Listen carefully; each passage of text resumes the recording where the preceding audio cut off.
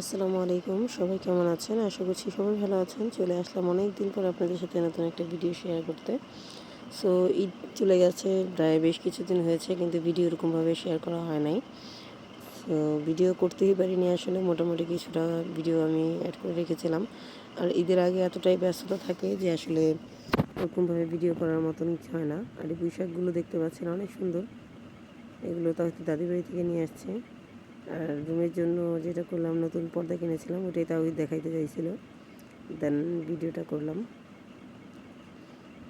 আর যেহেতু ঈদ চলে আসছে, তো ঈদের আগে আমার কিছু প্রিপারেশান থাকে, সেটা হচ্ছে মশলাপাতি।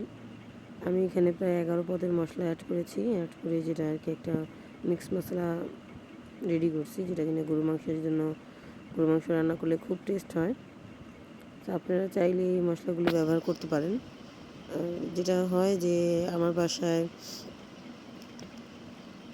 যিনি কর্তা আছেন, তিনি আসলে এই লং, এলাচ, দারচিনি এগুলো প্লেটে পড়লে ওনার বিরক্ত হয়, যার জন্য আর কি ওনার জন্য স্পেশালি আমার এই মশলাটা রেডি করা। খেতেও টেস্টটা চেঞ্জ হয়, আবার উনি বিরক্তও হয় না, মশলা নিয়ে তার বিরক্তটা থাকে না।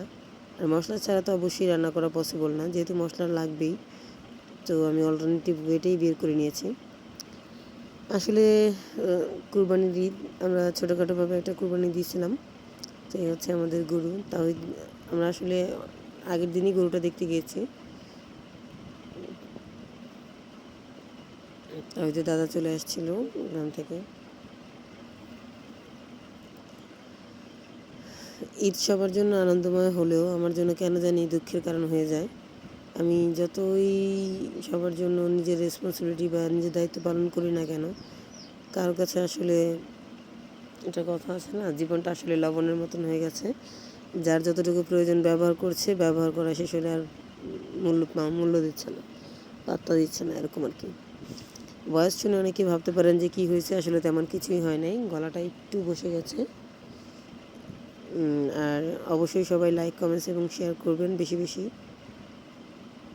আর পার্সোনাল লাইফের ইস্যু আসলে অনলাইনে আমি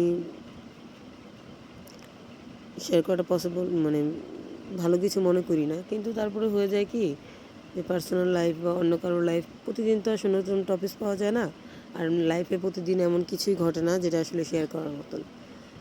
ডেলি ব্লগ যারা করে তারা হয়তো বা কন্টেন্ট ক্রিয়েট করে নেয় বা নিজের মতন কোনো স্টোরি অ্যাড করে নেয়, এরকম আর কি।